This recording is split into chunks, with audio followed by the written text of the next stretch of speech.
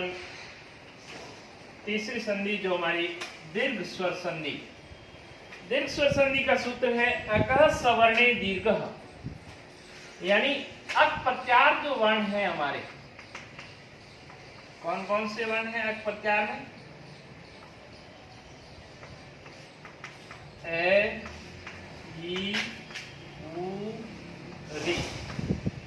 द्री भी वर्ण अक प्रत्यार में आता है, लेकिन जब द्री का संधि के अंदर प्रयोग नहीं होता है, इसलिए हम आज इनका उपयोग यहाँ पर नहीं करेंगे। अब देखिए इनके साथ में इनका दीर्घ सजातीय स्वर वर्ण भी साथ में रहता है। ये सभी वर्ण आएंगे संधि विच्छेद पद में।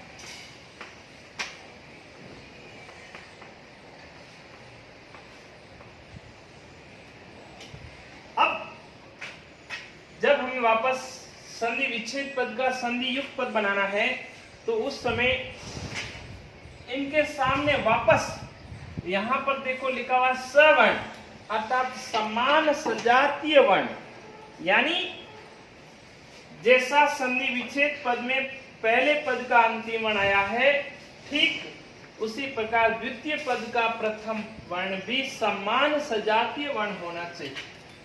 तो यानी दोनों तरफ समान सजातीय वर्ण, अर्थात नियम ये कहता है कि पहले पद का अंतिम वर्ण ए आ के बाद द्वितीय पद का प्रथम वर्ण वापस, यदि ए और आ में से कोई भी एक वर्ण आ जाए तो हमें वहां पर आ करना है, यानी ये दीर्घ वर्ण होगा।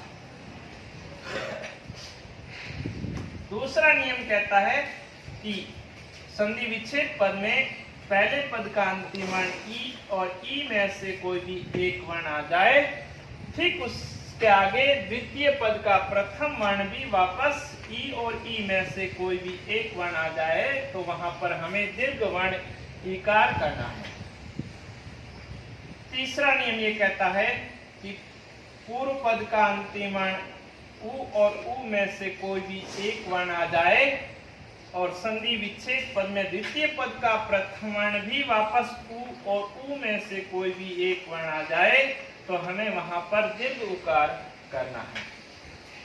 नियम नंबर 4 कहता है कि यदि संधि विच्छेद पद में पहले पद का अंतिम वर्ण री और री में से कोई भी एक वर्ण आ जाए, ठीक उसके सामने द्वितीय पद का प्रथम वर्ण भी री और री में से कोई भी एक वर्ण आ जाए, तो हमें वहां पर दीर्घ ऋकार करना है। इन 4 वर्णों का आपको अवश्य ही ध्यान रखना है।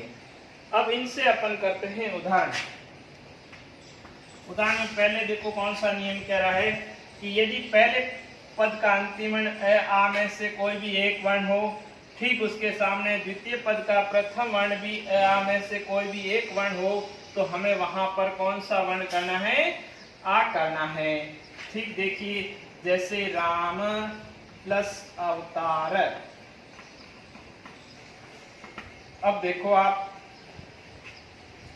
ये संधि विच्छेद पद है, जिसका पहला पद है, ये द्वितीय पद है। तो पहले पद का अंतिम वर्ण अर्थात म के साथ में कौन सा स्वर वर्ण मिला हुआ है? अंतिम ध्वनि जिस वर्ण की आ रही है वही स्वर वर्ण है उसके साथ में। तो राम म अर्थात म के साथ में किस स्वर वर्ण की ध्वनि आ रही है? अ की, यानी यहाँ पर अ है और आगे भी अ है, तो दोनों तरफ अ और अ, अर्थात ये अ प्लस अ मिलकर के क्या बन जाएंगे? दोनों का यहाँ पर मिलान होगा, आ वर्ण में परिवर्तन हो जाएगा। तो ठीक इसी प्रकार ये पूरा जब मिलाया जाएगा तो क्या बन जाएगा? राम अवतार, अर्थात राम और अ दोनों मिलकर के रामावतार।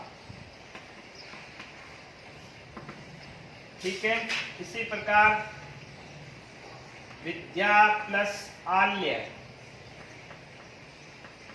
अब देखिए दोनों तरफ आ की ध्वनि आ रही है, इधर भी आ है इधर भी आ है, तो दोनों तरफ शायद इन दोनों में से कोई सा भी एक वर्ण हो और इधर भी कोई सा भी एक वर्ण हो, तो भी हमें वहां पर आ करना है।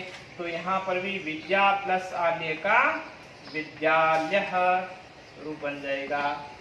ठीक इसी प्रकार विद्या प्लस अर्थी, क्या बन जाएगा इसका भी? विद्यार्थी।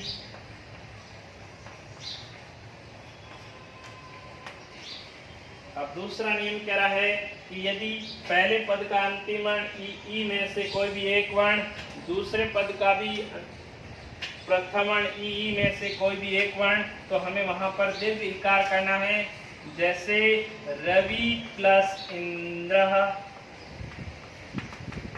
क्या बन जाएगा यहाँ पर देखो विश्व इकार है और आगे भी ऋस्व इकार है, दोनों ई मिलकर के दीर्घ इकार के अंदर परिवर्तन हो जाएगा।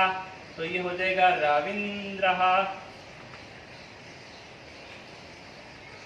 ठीक उसी प्रकार कवि प्लस ईश, क्या बन जाएगा? यहाँ पर भी दीर्घ इकार के अंदर परिवर्तन हो जाएगा, कविश। ठीक उसी प्रकार अगला जो उदाहरण है हमारा, उ में से कोई भी एक वर्ण हो और इधर भी उ में से कोई भी एक वर्ण हो, तो हमें दीर्घ उकार के अंदर परिवर्तन करना है। सूर्य भानु प्लस उदय। देखो दोनों तरफ उकार वर्ण की ध्वनि आ रही है, इधर भी उ है इधर भी उ है, तो ये दोनों दीर्घ उकार के अंदर परिवर्तन हो जाएगा। रूप क्या बन जाएगा? भानुदय। ठीक इसी प्रकार लघु प्लस उष्मा, क्या बन जाएगा? लघुष्मा।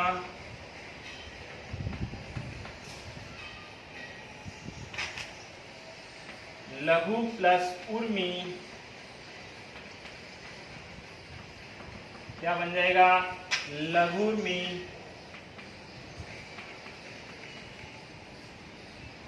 ठीक इसी प्रकार री और री में से कोई भी एक वर्ण हो, दूसरे पद का प्रथम वर्ण भी री में से कोई भी एक वर्ण हो, तो वहां पर भी हमें दीर्घ ऋकार के अंदर परिवर्तन करना है।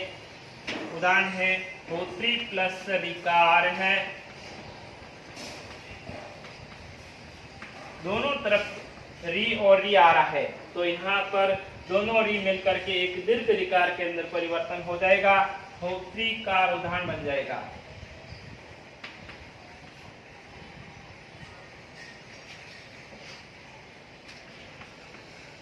पितृ प्लस ऋणम,